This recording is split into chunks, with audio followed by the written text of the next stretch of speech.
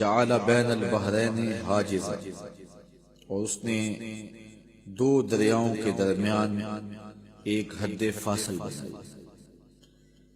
کھاری پانی اور میٹھا پانی سمندر میں اکٹھا چلتا ہے، یہ سخت کڑوا، یہ سخت میٹھا، اور کڑوا میٹھا نہیں ہوتا، میٹھا کڑوا نہیں ہوتا، میلوں تک اکٹھے سمندر میں یہ پانی چلتے ہیں، روئیں چلتی ہیں، اور درمیان میں اللہ کے حکم کا پردہ ہے۔ الہ مع اللہ، کوئی ہو سکتا ہے جو اللہ کے علاوہ معبود ہو؟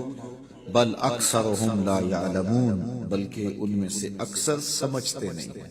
حضرت امام شافعی علیہ رحمہ شہتوت کے درخت کے نیچے بیٹھے تھے، کسی نے کہا اللہ کے ہونے کی دلیل دو، آپ نے کہا یہ شہتوت کا درخت ہی لے لو۔ کہا یہ کیا ہوا؟ جو سامنے آئی چیز اس کو دلیل قرار دے دیا۔ کہا دیکھو شہتوت کا درخت ہے، اس کی جڑوں کا رنگ اور ہے، تنے کا رنگ اور ہے، شاخوں کا رنگ اور ہے، پتوں کا رنگ اور ہے، پھل کچا ہو تو رنگ اور ہے، پک جائے تو رنگ اور ہے، ایک ہی زمین سے نکلتا ہے۔ پھر چھال کا ذائقہ اور ہے، پتوں کا ذائقہ اور ہے، پھل کچا ہو تو ذائقہ اور ہے، پک جائے تو ذائقہ اور ہے۔ پھر اسی شہتوت کے پتے بکری کھائے تو دودھ دیتی ہے، گدھا کھائے تو لید کرتا ہے، ریشم کا کیڑا چاٹے تو ریشم دیتا ہے، شہد کی مکھی چوسے تو شہد دیتی ہے۔ میٹیریل ایک ہے، نتیجے الگ الگ برآمد ہو رہے ہیں۔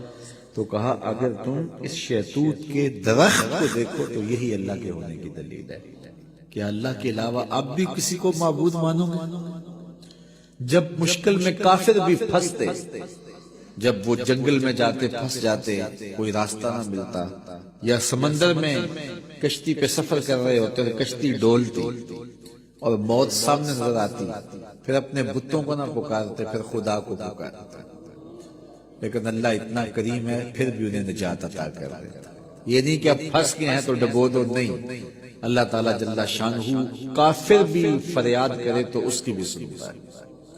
اس لیے کہا مظلوم کی آہ سے ڈرو، چاہے وہ کافر کیوں ہو۔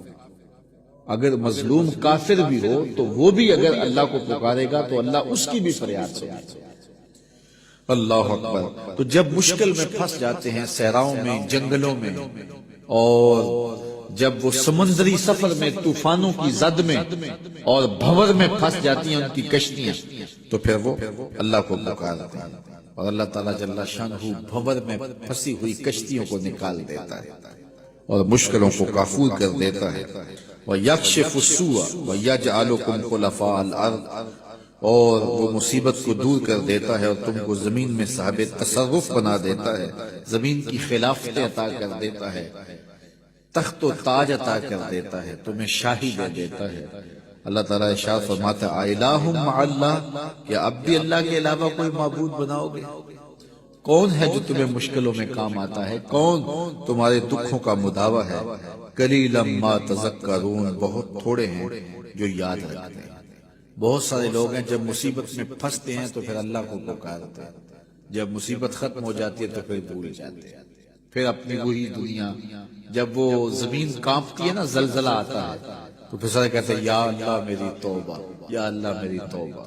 جب پتھر بھی لرزتے دکھائی دیتے ہیں، جب پہاڑ بھی کانپتے دکھائی دیتے ہیں، جب پانی بھی ڈولتا دکھائی دیتا ہے، جب زمین کا کلیجہ ہل رہا ہوتا ہے تو بھاگ کر جانے کا، فرار ہونے کا کوئی راستہ بھی نہیں ہوتا، وہ کہتے ہیں یا اللہ میری توبہ، یا اللہ میری توبہ۔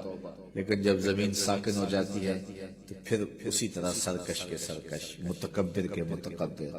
تو جب پھنس جاتا ہے تو سب کچھ دینے کے لیے تیار ہو جاتا ہے، لیکن جب بچتا جاتا ہے تو پھر راستے ڈھونڈتا ہے۔ جب مشکل میں آتا ہے تو وہ کہتا ہے یا اللہ مجھے بچا لے، میں تو سجدے سے سر نہیں اٹھاؤں گا، پکا نمازی بن جاؤں گا، کسی کو دکھ نہیں دوں گا، کسی کو اذیت نہیں دوں گا، تیرے بندوں کی خدمت کروں گا، تیرے گھر کی نوکری کروں گا، کیا کچھ نہیں کرتا۔ کہتا ہے مسجد صاف کروں گا، میں لیٹرین میں بھی صاف کروں گا، مجھے اس مصیبت سے، اس مقدمے سے، اس دکھ سے، اس پریشانی سے، اس بیماری سے بچا لے۔ اور جب بچ جاتا ہے وہی چھاتی تان کے چلنا، اور وہی تکبر، وہی رعونت، وہی سرکشی۔ کیسا بدبخت ہے، لیکن وہ کتنا قریب ہے۔ جب وہ بندہ دوبارہ پھنستا ہے پھر کہتا ہے مالک، اللہ کہتا ہے چل جا، میں پھر معاف کر دیا۔ کوئی لاؤ تو صحیح ایسا کرے۔